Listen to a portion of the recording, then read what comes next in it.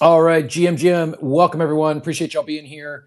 We will give it just a brief little warm up before we jump into everything here. But if you haven't already done so, appreciate any love on the space. I did pin it up top. If you head up top, scroll to the right, you can find the link to this space. Any love on that's greatly appreciated to help warm things up, let the algo know we're here, and get this thing discovered. Get more people in here to bring them up to speed. All that's happening. Looking forward to a fun conversation today. You can see here on the stage, I've got the Concordium main and brand account in the co-host seat. If you've not yet given the Concordium account a follow, would recommend doing that now. And we'll be bringing in Bandit and Boris, the CEO of Concordium, here momentarily. And won't ask you for a whole lot. You can enjoy the space in listen mode there in the audience. If you do have questions throughout the space today, we've got a pretty tight agenda, kind of jam-packed, plan on keeping it for just about 45 minutes. So we're going to do our best to get through everything we've got planned. But if you do have any questions throughout the space this morning, drop those questions in the chat down below. And then if time permits, we may have an opportunity to do some Q&A at the end, but it's going to be kind of tight, like I said. So we will keep the stage limited to Boris, Bandit, and myself, along with the Concordium account, but potentially have some more some lead time at the end there to open it up to more Q&A. But as always, appreciate y'all being here, and you can join the conversation via the chat box down there, that purple pill in the bottom right.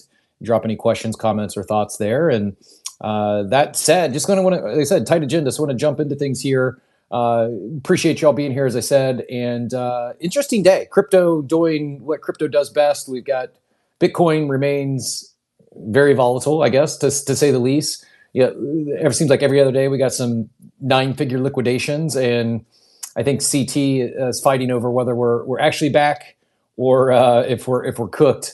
In addition to the protocols being hacked, and 2 days later we're aping into something with a frog on it or a monkey JPEG. But I'm in the camp that we're back. I'm excited, and part of the excitement and why I think we are due for a nice run here throughout the summer is leaders in teams like Concordium building not just building real world products, but working with real world partners that indirectly are on board. Not the masses like we might have, those of you around from, let's say, the 2021 NFT cycle, but onboarding the masses and indirectly by way of partners like their Danish hockey team we'll talk about here in a little bit, and loyalty rewards programs and fandom, and really building utility on crypto rails while at the same time obfuscating and hiding the tech and just making it extremely user friendly. And while CT might be noisy and sometimes seemingly bipolar if we're back or if it's over,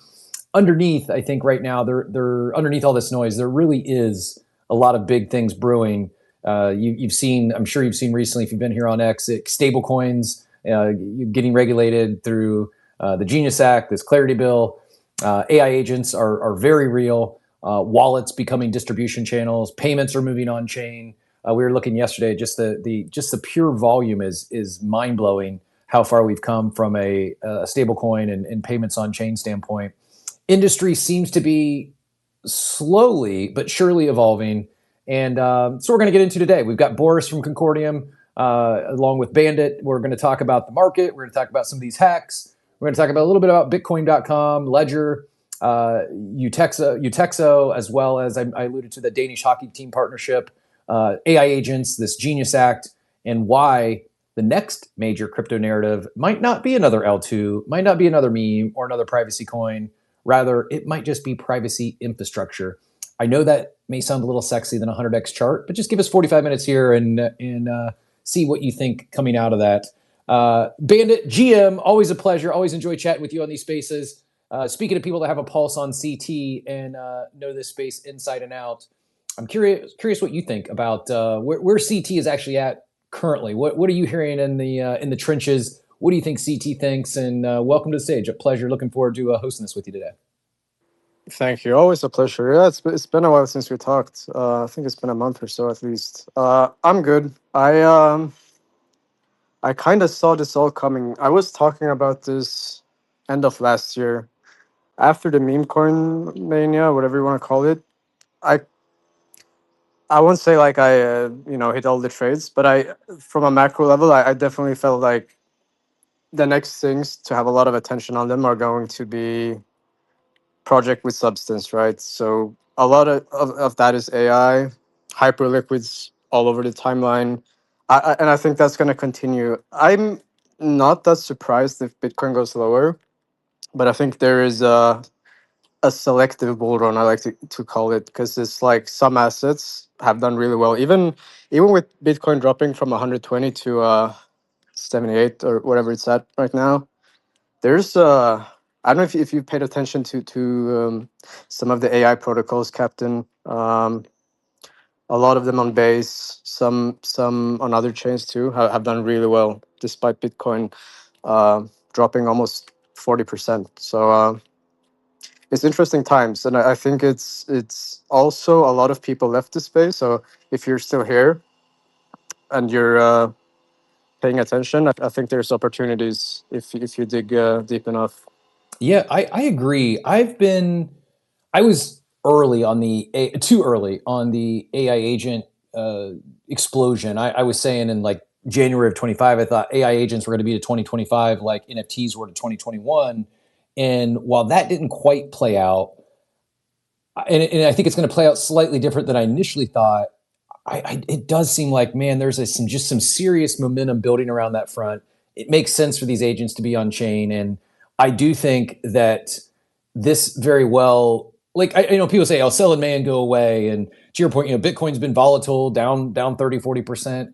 It's to me eerily reminiscent of 2021, where Bitcoin had some major crashes, some major pullbacks, and yet at the same time, for those that were part of the NFT crowd, it was seemingly there was activity happening every day and a lot of excitement and new communities forming. While Bitcoin and ETH were not going up only, they were very much so kind of undecided or very volatile. While there was real energy and real things being built. You mentioned some of these AI agents. I'm curious, is there anything stands out that you've been deeper in over one over the other, or anything that you've been, I guess, maybe spending more time in, or personally, not to never any financial advice in this shows. This is just here for information and educational purposes only. But I am curious if there's anything that has really caught your attention on the AI agent front. There's nothing that I'm like calling for people to buy, right? I was looking at a lot of the things that's done really well, but I never bought. I think Venice has been a really interesting one. It's from the bottoms is up like 17x with Bitcoin, like I said, dropping 40%. So, and that's just one of them. There's a few. So like if I had to gauge the market, I think there's appetite, but like I said, it's very selective. It's not like one of those crazy runs we've had in the past where everything's just pumping. I think it's you can do really well, but there's only a few eggs that are gonna do well in the basket. So it's up to the market participants to identify what that is and read up and do your research, and hopefully you'll make either some good investments or trades depending on what type of investor you are. I'm Yeah, more of a great. long term. I just like accumulating assets and never look at them again and just know that I own the asset because I'm not a really good trader. I'm not gonna lie. I'm much better at long term macro and reading the market over a period of time. Yeah, I'm similar. While I do enjoy trading and will get in, take very selective shots. I'm much more on the sliding spectrum scale, much more towards the investor, or getting behind teams and people and protocols that I see a future in, or I'm excited about long term. I know Hyperliquid kind of took the space by storm. One of the shining good examples of this most recent cycle here. And I even had a friend like, "Hey, did you take some off the top?" And it's not really. I'm not trying to time the top. Rather, what do I think can have legs beyond just a short term pump or short term run based on speculation and hype. And that's what gets me excited. Is so much. Well, I know, again, stablecoins, payments, not the most exciting thing in the world. AI agents might be complex or confusing to many. The It's hard to deny when I say institutional interest and institutional capital coming in, it's oftentimes it's bringing in other users. Like it's bringing in others that are becoming active crypto participants without, in some cases, even knowing if they're on crypto native rails. I'm curious. I hope, and I apologize if so, and I'm bringing up a sour topic here, but were you impacted by any of these recent hacks? And do you feel, is that having, what sort of impact do you think at a high level is that happening on those for those that have been here, as you kind of brush it off, it's just another day, or do you think it's driven people out of the industry? Well, first of all, personally, I was not affected by any, but I've had friends who were, and to be honest, I think a lot of these hacks. I think I can't prove it, but my gut feeling is that it has to do with the acceleration of AI somehow, because these are protocols. A lot of them that have been exploited have been around for years, and like now all of a sudden we've had a very big uptick in exploits in a short period of time. So I think AI just enables so much that wasn't possible before. So I think a lot of these hacks. I'm sure you've heard of Claude Mythos. I mean, we don't have access to it, but like the general public. But there are actors who do have access to it, and I'm curious to know more in the future if that might have played a role. But yeah, no, I wasn't affected. I think it's gonna impact crypto in that people probably will be much more reluctant to like park a large sum of money in some of the DeFi protocols because I mean, if you're reading about hacks all the time, the appetite's not going to be as high, right? So that's Yeah, kind of no my take doubt. on it.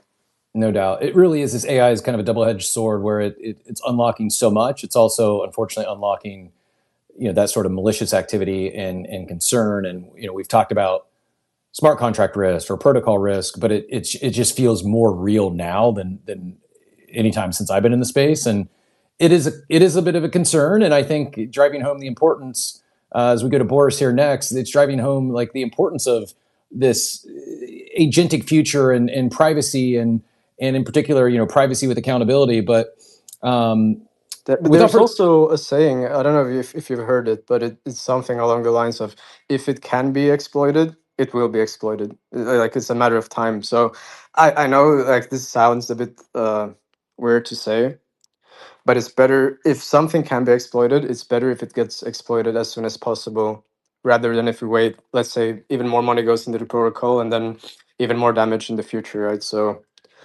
um, it's like a double-edged sword, like you said. Like I'm being positive, but also negative at the same time. So it depends on how you look at it.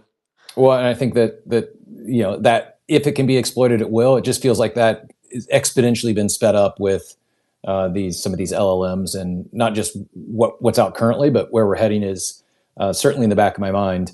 All that being said, without further ado, I do want to bring Boris into the conversation here. Boris, appreciate you joining us today. Appreciate your time. I know you're a very busy guy, and I've been seeing Concordium all over the timeline lately. It really feels like, mentioned a few of the initiatives working on, but the team is just relentlessly shipping. I'm curious if you don't mind, before we jump into anything specific, by way of background, anything you wanted to share about yourself, your journey into crypto, and ultimately Concordium, and maybe for those that are hearing about Concordium for the first time today, any high level overview or what is Concordium, what should they know at the highest level? GM, appreciate you joining us. Yeah, man. Nice. Thanks for having me. Nice to see you, Captain. Nice to see you, Bandit. Um, yeah. So I'm Boris. The wonderful crypto journey started for me in 2017. I started a business. I co-founded a business which became one very very large infrastructure player in the industry called Copper. You might know it. One of the largest custodians and prime brokers in the space. Led the entire commercial function there, and yeah, it was a wonderful ride. Learned a lot, specifically when it comes to like what the ecosystem actually looks like, and I mean the entire crypto industry, because we were at the time, the custodian for all the major foundations, and they all came to us and said like, "Hey, can you solve for this?" To which I went like, "Guys, this is actually your fucking job." Um, So through that, ultimately, there was a project that came to copper as well called Concordium. It was founded by Lars Seier Christensen, who was the founder of Saxo Bank 6-7 years ago. They started this project far too early, far ahead of its time. But it made a lot of sense to me on the premise of, everything that I think is needed in order to kind of take this space mainstream. Because quite frankly, as an industry, we've failed fucking miserably over the course of the last couple of years to do anything meaningful, which is, we can pat ourselves on the back and like say, oh yeah, look at this 2 trillion that is being locked in there. But the major part of it, just you said it earlier, is some meme coin bullshit. I don't want to, screw with anybody that is an absolute meme coin freak, but at the end of the day, that stuff is a disease to me. And the underlying technology for me is far more important than some crypto hype. Everybody's in it to make some money to a certain extent, but for me, it's more like I would like to see projects succeed that are based on merit. And the sad thing is, it doesn't matter which way you're gonna you skin the cat. It's they all basically do the same stuff. It doesn't matter if it's Ethereum or Solana, or they all do the same stuff. And that they've been riding the wave wonderfully, but you just need to look at the performance, right? It's quite far fathomable to maybe think of Solana going back to like the 300s, or Ethereum going to the levels that everybody thinks they should. At the end of the day, those toolkits have been out for a long time, and if it really was supposed to be adopted, it should have happened already, but it didn't. So you need to kind of ask yourself the question why. Apart from that, of course, Concordium in a nutshell is quite an outlier there, which is we're gaining some real traction right now. I can't wait what the next couple of weeks. There's some big stuff coming. It ultimately is, if you think of Concordium, there are 3 core pillars. On the one side, you've got the identity that is enshrined into the protocol layer. Meaning that if you become a part of the ecosystem, you go through a verification process, just like you onboard on an exchange or anything else, right? Except you have your passport or your driver's license, and what then happens is that goes to an IDP, and subsequently that's where the magic then happens. It gets cryptographically hashed to your wallet. Your data, nothing lives on chain, and then you can start interacting, but in a fully privacy preserved, zero knowledge proof based way. Meaning that you can access services and you need to prove that you're over 18, but they don't need to know where you live, what your eye color is, where you were born. So if you think of the adult industry, gaming, gambling, why would they need to know where you live? Why would they need to know your exact age? You just need to prove that you're over 18. So it's kind of the best out of both worlds. I know for the hardcore cypherpunks, it might piss people off, but quite frankly, as an entire industry, everybody waiting on the Clarity Act, we kind of fucked this up completely. Because if you I'm hearing more and more voices on CT going like, if there is any chance, please make sure. I think just yesterday, Arthur Hayes went and said like, please bloody veto this Clarity Act, that shouldn't come. Like, if you actually want to stay true, but unfortunately we fortunately or unfortunately we kind of turned that corner. And I think if you want to see real adoption, there is no way around it, because seemingly over the course of the last couple of years, we didn't see a massive growth of daily users. Everybody's fighting over the little pie. The time in and around DeFi, the DeFi hype is kind of over too, in my humble opinion, of what I'm seeing. Simply due to the fact that no new users came. And what we've seen in 2020, 21, well, it started in 19 really, where you have, come to my protocol, lock the funds up in this pool and get a 26% APY. I don't know what people are smoking, but where do you think the money comes from? There is a coin that's getting pumped, getting sold, and then subsequently you get your APY. So we can kind of try to bullshit ourselves into that we are successful or anything, but the reason why nothing is moving right now is because there is nobody there. It's as simple as. So identity on the base layer, that's really, sorry that I went off on a tangent, and you can stop That's me perfect. anytime. Sometimes when I start ranting, I can't stop. Identity on the base layer is number 1. Number 2 is PLTs, protocol level tokens. It's stablecoin focused. We've got about 10 of them that are on the chain. Not the biggest names, but then again, keep your eyes peeled in the next couple of weeks of what's happening. It basically means, the idea behind a PLT is that you basically issue natively right alongside our native currency, CCD, but it allows you for full programmability. The very first time that I read the Satoshi white paper, it said global electronic peer-to-peer cash, and I don't know how often it's being mentioned in this entire world that we're talking about programmable money. but the programmability layer is sitting in the smart contract layer. And I have built one of the biggest custodians on the planet with tens of billions of dollars sitting there. And I can tell you from a pure custodial perspective, a smart contract should never, ever, ever, ever take custody of funds. That is a very, very bad idea, which is, you guys talked about it earlier. Think of kelp, think of everything else. Shit's getting hacked left, right, and center, also due to the advancements of AI.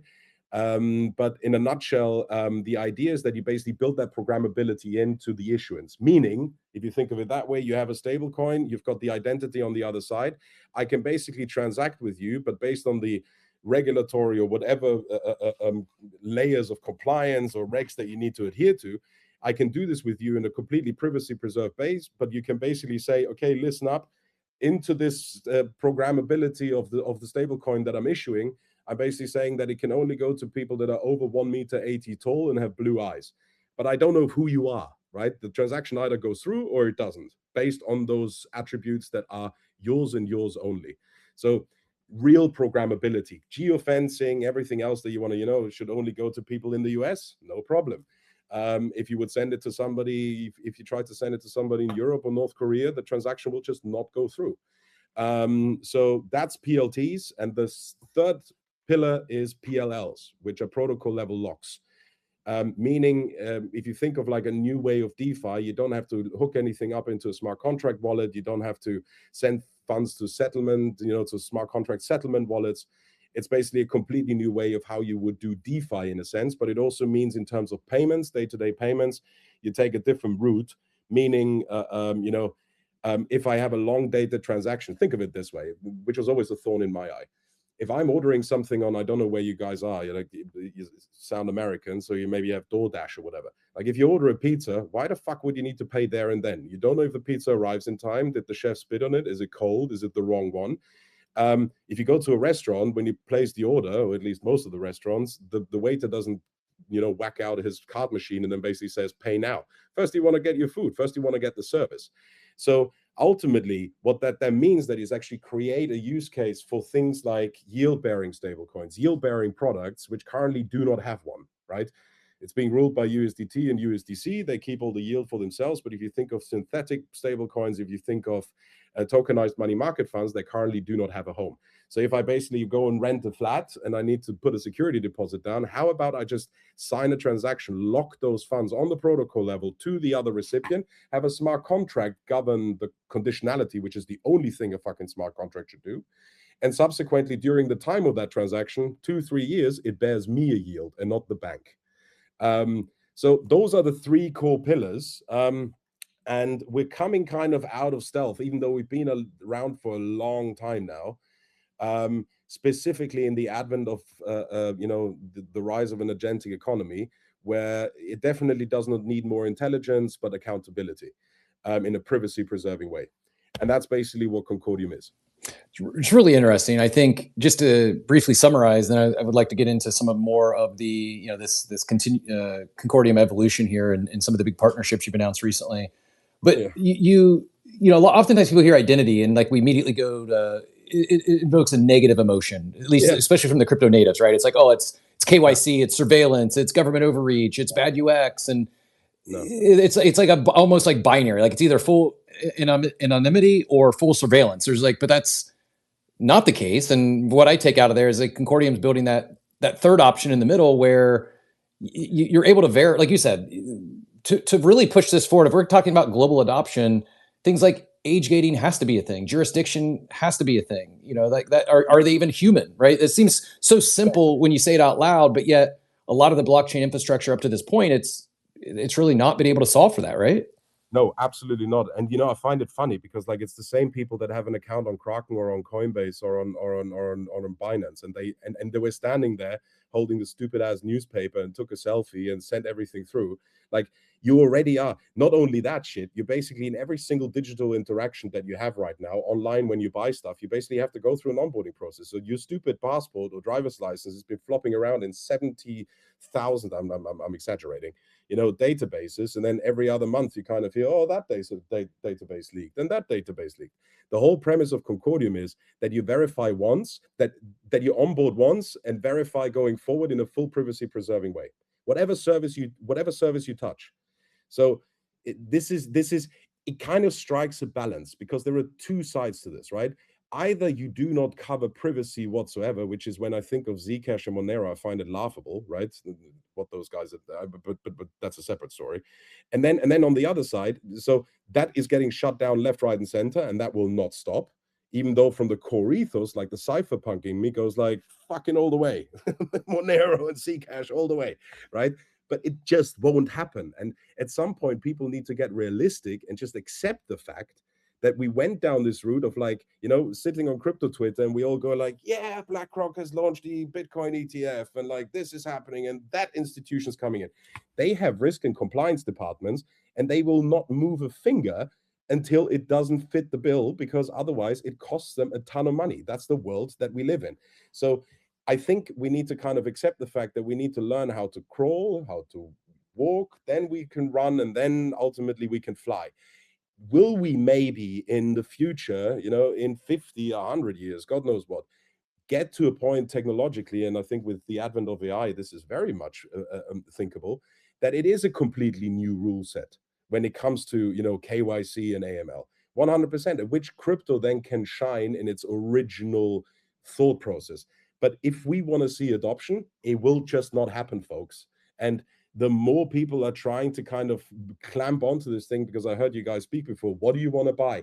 Quite frankly, everybody's got their little camp, right? You either are an East Maxi, you're a Sol Maxi, you're part of the XRP army. And that shop, you know, as much as Brad is a cool guy, and I know a lot of guys from Ripple, what have those guys built?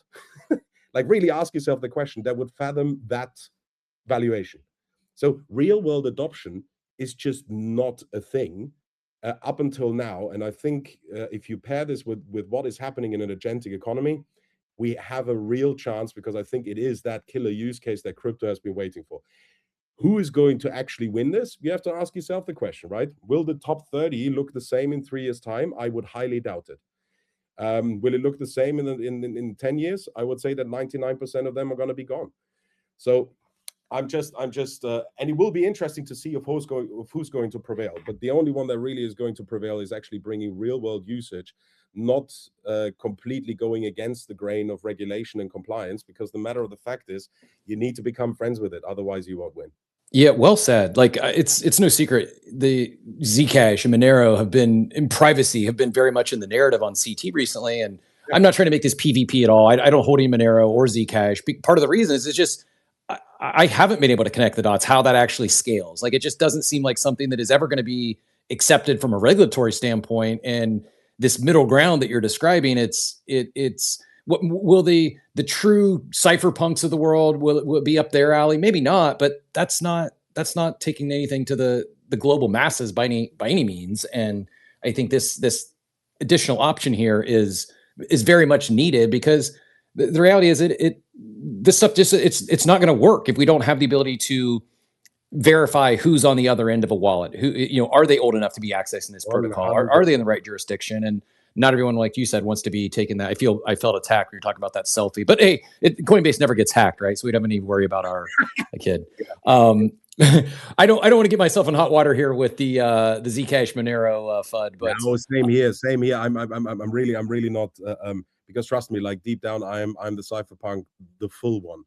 It's just at the same time, what is higher in my priority is that we get, like, forget crypto for a second, that we get DLT technologies implemented in the entire world, left, right, and center, for whatever use case it might be. And we will only get that done if we actually just be a little bit more realistic and build something that actually is useful. Because in the last couple of years, hands down, and I've got my finger on the pulse here, nothing amazing has been built in the last 5 to 6 years. Everything is kind of being wrapped on top of some stuff that is just not on that level scalable. And I'm not talking about TPS and throughput. I'm talking about real world applicability, which, like you say, geofencing, H-gating, whatever it might be, but in a privacy preserving way, sign me up for that. I don't know how you feel about it, but I'm for it. Yeah, absolutely. In fact, it's why I've been, if I have to go complete cypherpunk versus Coinbase or Kraken or one of the centralized exchanges, it's like do I love everything about how they operate? No, but I'm also somewhat of a realist in the sense that the other way is just not going to work. Like it's very hard for me to see just global adoption and everything that we've envisioned coming true without abiding to real world rules and regulations and whatnot. You mentioned distribution and things that really work.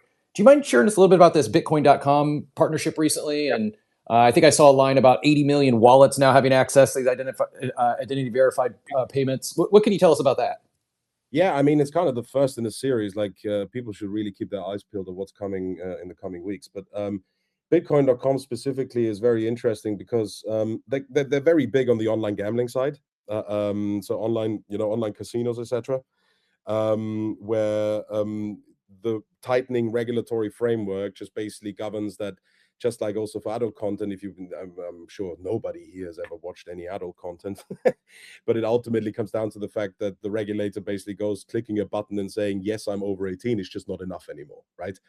So the idea between that partnership that we have with Bitcoin.com as one of the first wallets is to basically allow the Concordium ID that you have, where you go again through the verification ones and interact privacy preserved going forward through various merchants and various platforms in an integrated manner, meaning you have a Bitcoin.com wallet, set up a Concordium ID and start integrating. You rock up to a site, you scan a QR code that basically just needs to say that you prove that you're over 18.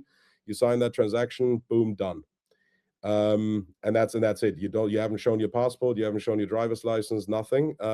And that's really what that partnership is in hand with. The next level to this is also like the entire PLT stack. So the protocol level tokens, all the stablecoins, which is a very growing number. And I wish I could drop some news here, but I won't right now. To basically allow you to not only hold them, but then subsequently also transact via those wallets. So that's really the entire gist of the Bitcoin.com partnership that we have. One of the first ones. There are many more to come. Very interesting. I'm not sure if it's an exact partnership, but maybe how does Ledger tie into this? And UTXO was a new one for me, but as I understand it, that is about stablecoin settlement on Bitcoin Lightning. Is that right? Correct. Yeah. It's when you listen to Paolo right now. Running around, USDT Paolo, and he's running around the stages and basically says, taking USDT home, which he means Bitcoin ultimately on the Lightning side. The UTXO partnership that we have is also where we, on a cross ecosystem basis, so think of it cross chain, even though Lightning is not necessarily, as we all know, a chain, that we basically facilitate as the verification layer. Right.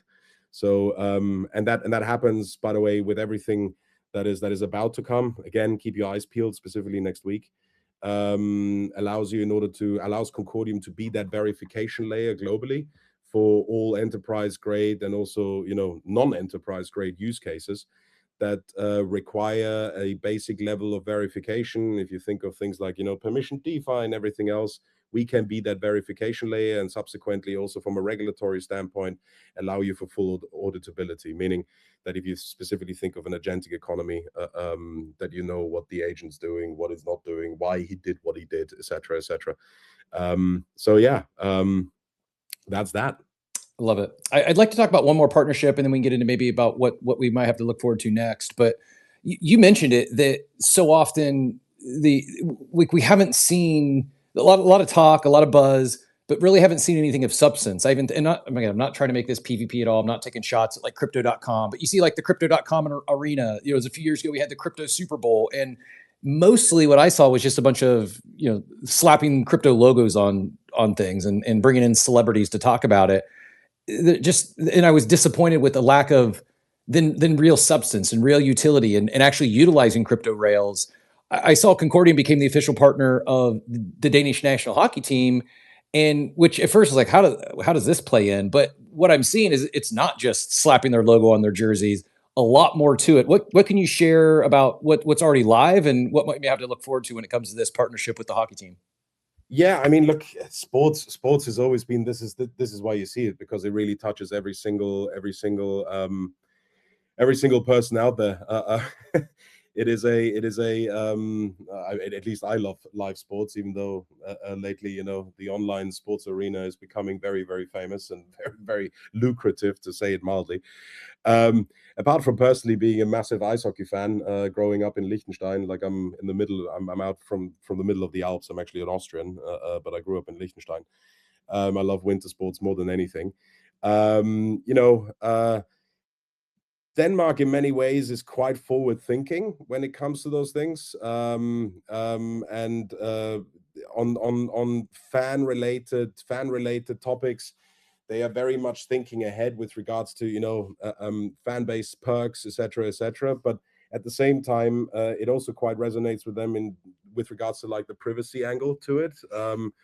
So the idea of being associated through the entire perks that they are doing, and there is a lot of that to come going forward, but not right now, in and around, you know, fan pages, ticketing, etc., where you can basically interact, but in a privacy preserving way. Those guys have fully bought into this, but also as a team and, you know, high performance sport, thinking about deploying AI left, right, and center, for which they need the correct partner in order to, you know, when it comes to data hashing and everything else, but also in terms of accountability to then ultimately build new products that are very, very fan based.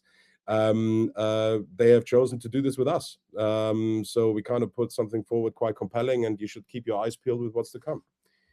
Yeah, very, very exciting. It really tugs. I mean, I'm a sports fan to begin with. It tugs on all my heartstrings, and I felt that fandom and identifying your fans, and it seems like such an obvious. Yeah, I was just down in Switzerland. Unfortunately, Denmark didn't do that well in the Ice Hockey World Cup. The Americans did quite well. Yeah, I mean, you basically see the buzz. It's not exactly to the level of, like, you know, a football stadium. If you know, I live here in the UK, so it's like, you know, when Arsenal plays Tottenham or something, like this is a different level.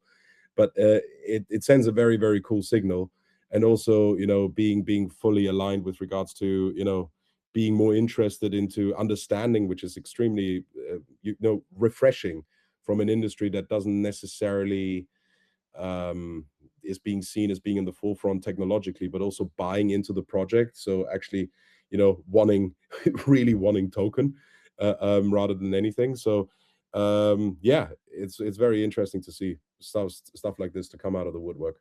Well, appreciate you moving the space forward. I think it's critical, and I do think it's this sort of stuff. I think a lot of these fans may have no idea it's on crypto rails, but certainly a better path to fan loyalty, rewards programs, etc. I did pin several some articles related to this up top for anyone that wants to read further. Is there anything you wanted to add on this agentic commerce pilot that you're doing as far as agent-driven onboarding and ticketing, credentialing, anything additional on that? No, not right now. But like there is, I had strict guidelines from our chief marketing officer to not say of what's to come. But on the agentic side, there is a ton coming. Where you know, kind of the same perks that would apply for you to access, you know, online gaming or adult content with like age gating, where the identity plays a role, the same applies to an agentic economy. Like, you know, we kind of see quite a lot there, people trying to solve for it in different ways. If you think of Ethereum, you know, the ERC-004 standard, I'm pretty sure that a lot of people have heard about it by now. It kind of gives, you know, AI agents a way to be discovered, subsequently to a certain extent evaluated and also validated on chain. That absolutely matters, but it just does not require every agent to be tied up to a verified human or legal entity, which is when it comes to the fact of trying to figure out of, is the agent that I'm interacting with, and you would be surprised. And I think you know, when you listen to Dario, you know, Anthropic or anybody else, and he's saying it repeatedly, it is absolutely mind-blowing to me that the world has not caught on of like, what the fuck is going on right now? The change that is going to happen over the course of the next 12 to 18 months. I mean, first and foremost, I'm so grateful that I've got a front row seat for that. But on the other side, it comes with certain challenges purely from an infrastructure perspective, and I understand infrastructure in the widest sense, that no protocol out there right now solves. And it's a massive gaping hole that needs filling. And yeah, I'm very, very excited. Like if Varun is listening to this later or something, he will first and foremost congratulate me for not spilling the beans. But like, fuck me, guys, there are things happening right now which are absolutely mind blowing, and can't wait to share it with everybody. So, yeah. Yeah, really is mind blowing. And to your point, I think not only do the masses not fully understand what's happening right now and what's going to happen over the next 12 to 18 months, I think there's a lot of crypto natives. I think there's a lot of those that consider themselves tech forward. I have some personal friends who are devs at very large publicly traded companies, and they're barely just now getting into like a paid subscription for a Claude or a ChatGPT. It's really, I think oftentimes we're so close to this tech sometimes we take for granted that how much of a front row seat we have, and that there's so many people that this is like the next 12 to 18 months might really shock them in terms of what's what's about to take place. Yeah, we have, look, I mean, it's purely as a business, we're not Block or Amazon or whatever, right? So nobody would give too much of a damn about what is done. But like simply on the premise of how we structured our organization, so everything from strategy to commercial to marketing to technology is fully, in the widest sense. Those models don't really want to touch the consensus layer, so you don't actually want to give it access to it. So there is core devs around the consensus mechanism and the core blockchain, but everything else is fully agentic. I mean, we downsized the organization from 75 people down to 18 or 19, and we actually have higher output already. So it's absolutely mind-blowing if you basically extrapolate this to every business that's out there. It's very scary. Like if you're a young kid right now going through university, and up until, the crazy part is, up until 6 months ago, like 7 months ago, people were running around and saying like, learn software development and you'll be good, you'll be safe. Well, not anymore, man. It is absolutely, it's frightening. It is frightening. I really sometimes go home, just like Ken Griffin said, I sometimes go home depressed because I go like, I look left and right of people running around, like senseless, blind mules, and basically just go like, there's a real chance that your ass is going to get, made redundant over the course of the next 18 months because you just are not as efficient as what those models are. And so the society will have to kind of reconcile this. On the other hand, it is a massive opportunity for businesses in order to build new stuff, build faster, build better, build things that are actually needed, and subsequently succeed. So yeah, it's going to be very, very interesting to kind of see this all come to fruition over the course of the next 12 to 18 months. It certainly is. I too find myself having to check myself because I am excited. I'm optimistic. I think the opportunities are tremendous already and likely even get bigger. At the same time, want to remain empathetic to those who 100% aren't as understanding, right? And may very well look to lose their job or at least be that be at risk. And it's just I think this change is important to continue to talk about, and we do need companies as we and we'll talk a little bit about the future. I don't want you to, I'm not trying to pry any alpha out of you or get you to front run anything that you're not ready to share yet, but maybe zooming out and thinking about the industry at large. You would talk about, okay, stable coins are becoming payment rails. AI agents are about to transact or are transacting.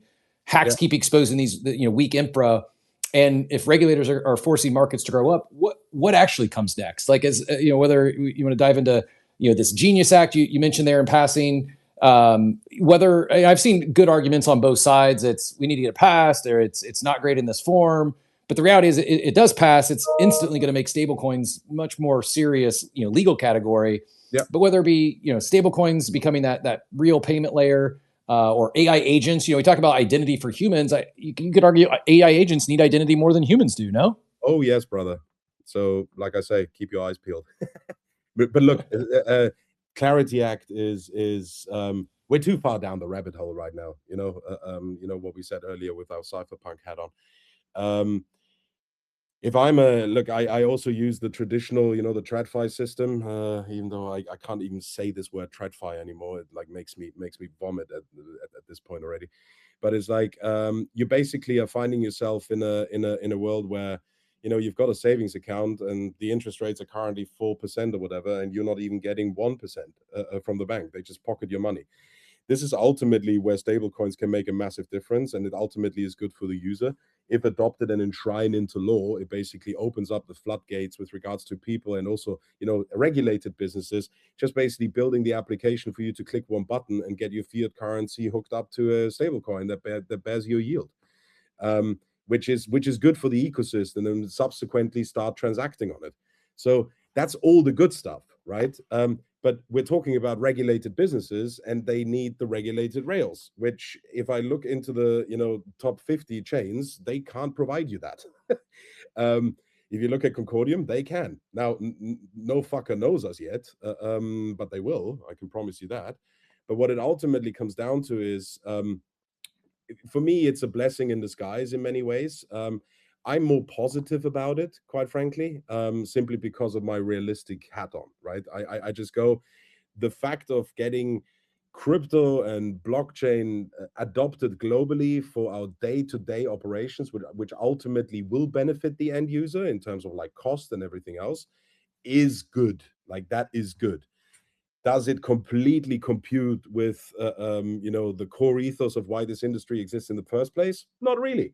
But we just need to, as an industry, and also the ones that are coming after us, because this is not a battle. Like, we basically started this, like, I'm in this industry now for 10 years, or like 9.5 years. It is also for the ones that come after us, in order to kind of figure out of how we maybe can ultimately get to that point. But as a very first step, I see it as an absolute win. And we are a little bit too far in now in order to do a UE on it. So yeah, when it comes to the agentic side of things, man, I said this, and after that, I think we only have 45 minutes. So it's like, the agentic economy isn't coming, right? It is here. The ones that we are interacting with regards to businesses and individuals, for various use cases, by the way, anything really. But they are already executing trades. They're managing wallets. They're negotiating on behalf of businesses. That's what agents do right now already. But they're doing it basically as ghosts. So like, if you do this on ERC 8004, you're basically a ghost. The only thing, like in a nutshell, for people to understand what that standard is, you basically rock up and you say, the agent that I'm interacting with today is the same agent that I interacted with yesterday. That's basically what it does, right? It attests to you that it's like the same one, with some perks with regards to you being able to kind of add a domain, or what, like a URL. But that's basically it. So there is no identity. There is, crucially, no accountability. So people running around going like, AI, so agents need to become, it doesn't need more intelligence. It needs one thing and one thing only. It needs accountability. Because very quickly, people that are trying to figure out of how to game the system, you are going to get fucked over left, right, and center. You think that a little hack on some DeFi protocol or a bridge is a problem? With regards to taking this mainstream, the amount of money that can be ciphered off if you interact with the wrong, unaccountable and unverified agent can be absolutely, can be devastating. So this is the part really where I think the entire AI hype cycle completely skips over. Intelligence without accountability isn't progress at all. It's a liability, in my opinion. So in regulators in industries like finance, healthcare, legal, etc., that liability will shut the whole thing down before it even starts. So that's basically where we come in. So there is, in my opinion, only one way of how you can treat identity, and it cannot be as an afterthought. It needs to be something that you build from the outset. We've been around for 6 years. Nobody really gave a shit. They will give a shit very soon. I promise you that. Yeah, it's like slowly. It's gonna be one of these overnight success stories where it's like slowly, then all at once. And yes, identity and agency and identity, all that stuff makes sense. And I've been kind of thinking this way: who's going to solve for this? And then I think maybe a big takeaway. And we'll get Bandit in here. I know we're running up against time, but I want to get Bandit in if he's got any questions for you after this. But one big takeaway I had, like, kind of an aha moment for me is, we talk about the privacy coins, and clearly very much in the narrative right now, they're privacy coin meta. I think Zcash itself is up over 100% in the last month. That's such a narrow category, and forgetting all the, like, is that going to work from a regulatory standpoint? For the wrong reasons. Yeah, right. Yeah. It's just like it's the privacy infrastructure beats privacy coins 100 times out of 100. It's just the space hasn't got there yet. They're still stuck on privacy coins as this narrow category, when in reality it's privacy infrastructure is so much bigger, right? Correct. That's you couldn't have put it better. Is the infrastructure layer that enables your day-to-day use of it. If you don't do that, it's like, yeah, get yourself some Zcash. And it's also crypto Twitter, it's just privacy became a thing. Also, we were last year, because like privacy became a thing towards the end of last year. You may be seeing this, like we were going up like 1,000% or something, right? There is a time and space for it, but once you actually start asking the real questions, and look, humans, investors are genuinely lazy. They're just lazy.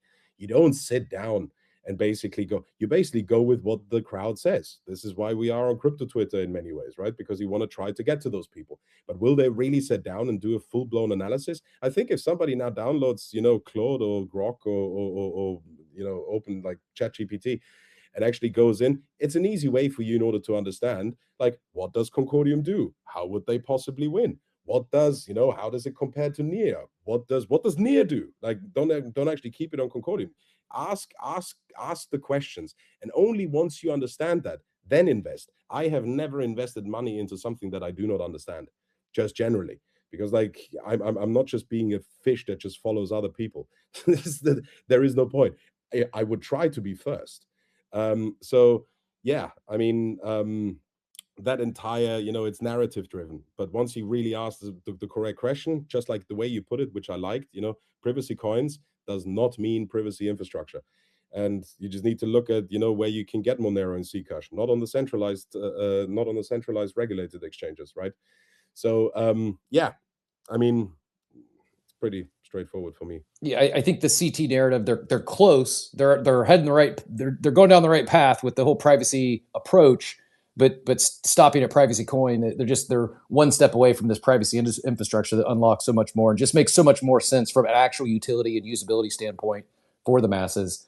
Bandit, anything we didn't hit on? Any questions for Boris? Any other thoughts or kind of closing comments before we get everyone out of here? No specific questions in mind. I want to say, Boris, what a great speaker. First time I get to talk to him, and really interesting to listen to.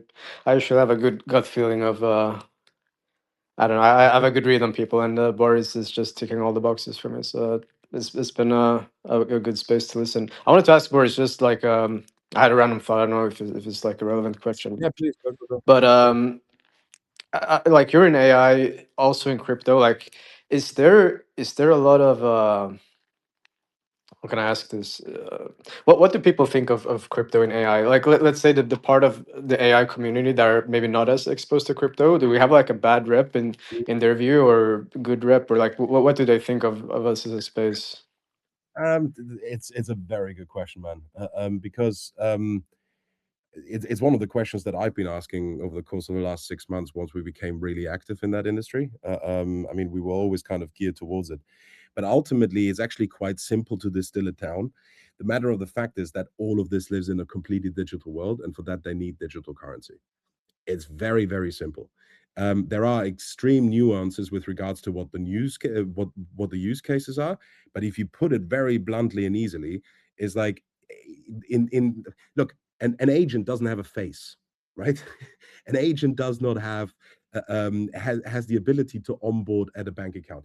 You can give it access to it, but then the regulator starts asking questions again, right? Because like you are in that world. So figuring out a way, which is where also DeFi can shine again, right? To a certain extent, but it will be what we've heard in 2021. Like that's where it was really loud, permissioned DeFi. And away from pure crypto trading, specifically away from all this pudgy penguin bullshit. But I'm talking about, tokenized securities, tokenized commodities, figuring out FX to take that on chain. Those are the things that are going to make a difference. And for that, you need an infrastructure which will be blockchain based. And it ultimately, even though in some ways, Charles Hoskinson has become some sort of a meme now, and I know him, he's a very, very bright guy. But I remember a post that he did that's several years back, where he talked about the triangular relationship between artificial intelligence, blockchain technologies, and quantum computing. Once you unlock this, it will create an entire new world, which can be done in a way where the actual user does not actually realize that it is what's happening in the background. And I've said this over and over last year. Fucking be real with yourself. If you rock up to your Pret or your Starbucks or whatever and you buy your coffee, do you understand of like what the payments flow is happening behind the scenes once you tap your card? Absolutely not. You have no idea. You just blindly do it because it's done with the apps and you trust, which is crazy to me that you trust the bank. Like it's mind-blowing to me that people just go like, yeah, but I can trust, JP Morgan, I could trust Goldman Sachs. Well, did people forget what happened just 18 years ago? And before that, they fuck things up constantly, and we have to bail them out. But ultimately, what it comes down to is, for me, from my point of view, that you have to think about how do you do something that actually is conducive to a user to use because it is more efficient and better. And that's what I meant at the beginning when I said the entire industry has failed miserably. The crypto industry has failed fucking miserably. And this is for us a chance right now. So when you think of the AI community, it really distills down to the fact is like, this is going to be fully digital, lives in a completely different realm. And for that, you need a completely different mean of payment. And it's not going to be fiat currency. And that's where crypto has a chance. It can, however, also be screwed up by us. So if we do not build stuff that actually makes sense for it, they will adopt something else. Because an agent is not going to choose anything based on what your coin market cap ranking is. It chooses based on merit. And if the merit, meaning the tech stack that you have, is better than the thing next to you, it will go for that. Because it has been coded and created for a specific purpose. If it allows him to do it in a more efficient way, it doesn't matter if you are currently number 3. It's okay for you to be number 350 or number 3,000 for that matters. So keep your eyes peeled as investors for things that are currently not on the radar, but actually take the time, if you also think of investing, because I've heard this at the very beginning, to do your own research. DYOR has been all over the shop. So keep to it, and you will find some gems, and subsequently you will actually, take the blindfold off with regards to what is being presented to you, and you actually are starting to think like a normal human being and actually make decisions accordingly. Because the AI world is moving at light speed, and you are already behind if you're not on top of it now. And by the way, nobody will be on top of it ever, because every other week it's 10x better. So it's a pretty crazy time. No, makes a ton of sense. And you talk about doing your own research. I think part of that is use the product as if you were a real human. How does this make sense? Does it make sense? Correct. In a world beyond the crypto natives of this place, right? Yeah, 100%. 100%. Boris, I really appreciate your time. I know we kept you longer than we intended to this morning. Is there anything that different time zones here. Is there anything we didn't ask that you were hoping to talk about today? Is there anything, any closing comments or final words before we let you get on with the rest of your day? No, not really. The only thing is like, also our own community already has been quite, being like tapping around their feet, because for about several weeks they haven't heard much apart from, Denmark, etc. But there is big stuff coming, and also for anybody that listens, that wants to do something in the AI world, because it's easier than ever. You don't need to be a software developer anymore. You don't need to be a subject matter expert in something specific. If you put your head to it, it's absolutely incredible what that can do for you. And figure out how you can make this world, being adopted. I've been in this now for 9.5 years, and for the first time, I see a real chance of it actually getting enshrined in our day-to-day life. So, no, around that, keep on top of what the latest models are. Keep your eyes peeled on projects that actually build some real shit, and don't just do, announce 0 fees for stablecoin payments like Sui. I don't even know how this even works. Like, makes no fucking sense to me. But in some ways, I'm very, very keen to. We should be grateful, everybody that is on this call right now, to basically have a front seat of what is going to unfold in front of our eyes over the next like 12 to 18 months. So what a bloody privilege we have. So yeah, no, that's basically it. But thank you very much for having me on. No, thank you. Truly my pleasure. And Bandit, appreciate you joining us as well. Really, I mean, not just blowing smoke or glazing you because you're on the stage. Really enjoyed the conversation. And every time I learn something new about Concordium or have a deeper conversation, I get more excited, because you really are solving things that are just, quite frankly, it's needed. There's a lot of talk and a lot of excitement, and this is where we're heading. But at the end of the day, we got to get there. We need the infrastructure and stuff that just makes sense, and then not just theoretically, but actually in real world use and real world practice, and the partnerships you're doing, how you're rolling this stuff out. It's very exciting. I appreciate you all and the leadership for pushing the space forward and bringing this stuff to market, and happy to amplify it whenever it makes sense. We'll have to do this again because more people need to know, more people need to hear, and the privacy coin conversation, the privacy coin meta, I think does need to expand to privacy infrastructure, and more people start asking serious questions. Okay, what does this actually mean? How does this move the space forward? And I think it's just a much bigger conversation than a privacy coin, but not taking shots at any others. But this is just, it gets me much more excited in terms of real world use and practicality. So again, on behalf of everyone who tuned in today, really appreciate your time. Thanks so much for all you're doing, and for everyone that's out there in the audience. Appreciate you being here today. We'll if you haven't already, go give the Concordium account a follow. I did pin several articles and posts up top. You can find those from the Concordium feed as well. And check out their website. And the team is accessible. So if you have any questions, feel free to follow up with them. Jump in their community, and look for more soon. But on that note, thanks again for joining us, everyone, today. Greatly appreciate it. And hope you all have a wonderful, wonderful day, everyone.